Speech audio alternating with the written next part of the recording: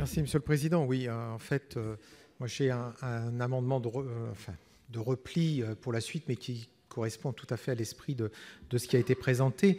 Et j'étais assez intéressé par l'explication de la ministre qui dit que tout a été pesé au trébuchet. Oui, parce que en fait, ce qui nous gêne, c'est que toute cette notion, elle est effectivement risquée, et vous le reconnaissez vous-même. Parce que d'abord, elle est extrêmement large.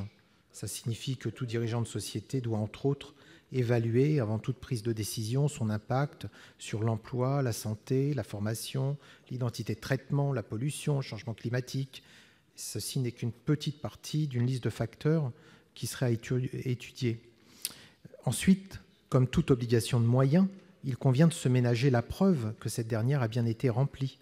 Il s'agit de se prémunir contre toute décision judiciaire susceptible de juger que cette obligation n'a pas été mise en œuvre.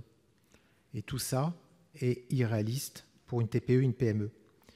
Alors, le non-respect de cette obligation peut potentiellement entraîner une action en responsabilité à l'égard du dirigeant du fait d'une faute de gestion.